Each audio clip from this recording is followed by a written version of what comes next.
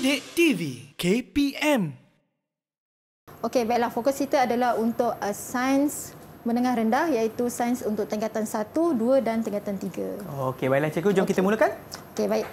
Assalamualaikum dan selamat sejahtera kepada guru-guru di luar sana dan para penonton. Okey, baiklah. Hari ini cikgu akan teruskan dengan pentaksiran bilik darjah PBD dalam mata pelajaran sains bagi menengah rendah tingkatan 1, 2 dan 3. Baik. Okey, baiklah. Untuk pengenalan, pertama sekali kita akan lihat pentaksiran bilik darjah ini merupakan satu pentaksiran yang berterusan dalam satu sesi pengajaran dan pembelajaran bagi mendapatkan maklumat tentang perkembangan, tentang kemajuan, kebolehan dan juga pencapaian murid.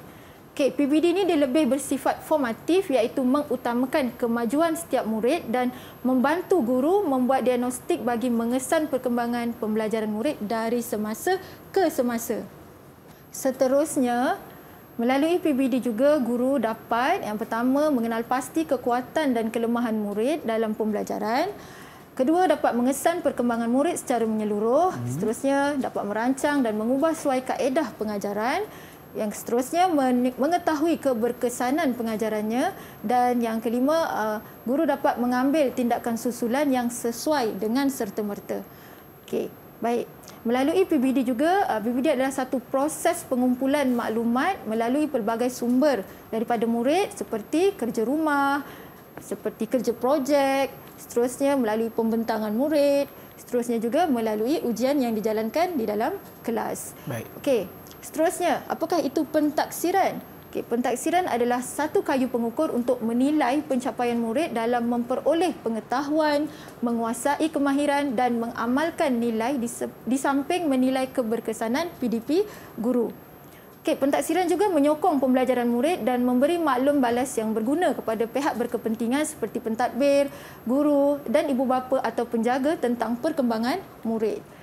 Okay, seterusnya, ini adalah carta alir pelaksanaan pentaksiran bilik darjah dilakukan.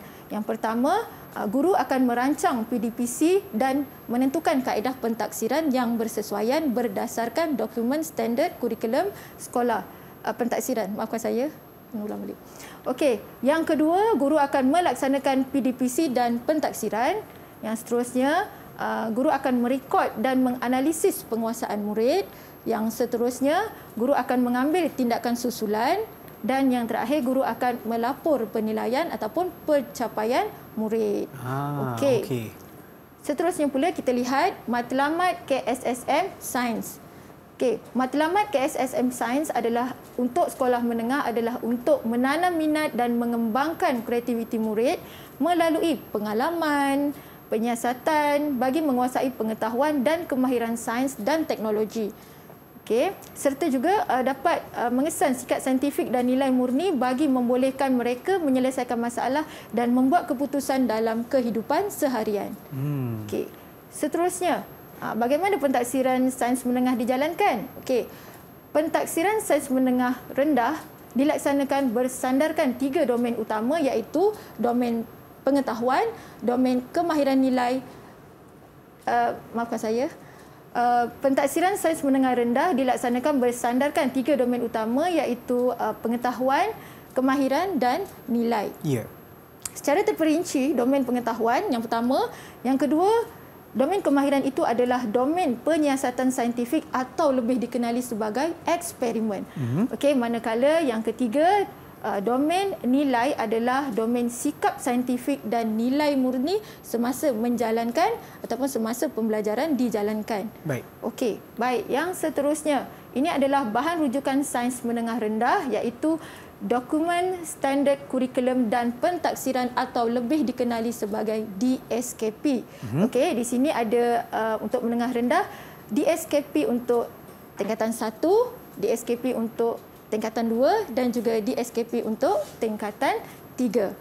Okey, baik. Seterusnya, guru-guru juga perlu merujuk kepada buku panduan pelaksanaan pentaksiran bilik darjah KPM edisi yang kedua. Buku ini mengandungi 113 halaman dan ia mengandungi panduan lengkap dari awal hingga peringkat akhir proses PBD dijalankan. Ya. Okey. Seterusnya, ini adalah rujukan utama guru-guru semasa menjalankan PDPC, iaitu buku teks. Okey, buku teks sains tingkatan 1, sains tingkatan 2 dan juga buku teks sains tingkatan 3. Ya. Okey, baik. Pelaksanaan PBD dalam sains menengah rendah juga dijalankan secara 3 cara. Yang pertama, pentaksiran secara lisan. Yang kedua, pentaksiran secara bertulis. Dan yang ketiga, pentaksiran secara pemerhatian.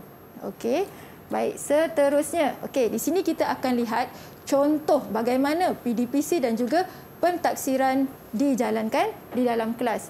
Okey, contoh saya ambil daripada sains tingkatan 3. Bidang pembelajaran 1.0 iaitu rangsangan dan gerak balas.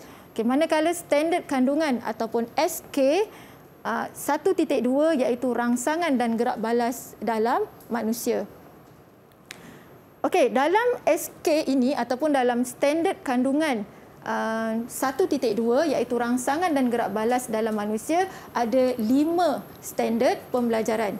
Okey, standard pembelajaran atau kita kenali sebagai SP, iaitu SP 1.2.1 sehinggalah SP 1.2.5. Okey, cikgu-cikgu boleh merujuk kepada DSKP Sains tingkatan 3 muka surat 42 dan juga 43. Okey, ini pula adalah standard prestasi, iaitu tahap penguasaan murid yang dicapai selepas bidang pembelajaran tersebut dijalankan. Okey, dia ada 6 tahap penguasaan, iaitu 1, 2, 3, 4, 5 dan 6. Okey. Baik. Di sini saya berikan contoh menentukan kaedah pentaksiran yang bersesuaian dengan SP, sama ada kita boleh gunakan secara lisan, secara bertulis ataupun secara pemerhatian. Okey, sebagai contoh di sini, untuk SP 1.2.1 saya menggunakan kaedah bertulis. Untuk SP 1.2.2 saya menggunakan kaedah lisan dan bertulis. Untuk SP 1.2.3 saya menggunakan gabungan kaedah lisan, bertulis dan juga pemerhatian. Untuk SP 1.2.4 saya menggunakan kaedah pemerhatian dan penulisan, manakala SP 1.2.5 saya menggunakan kaedah lisan.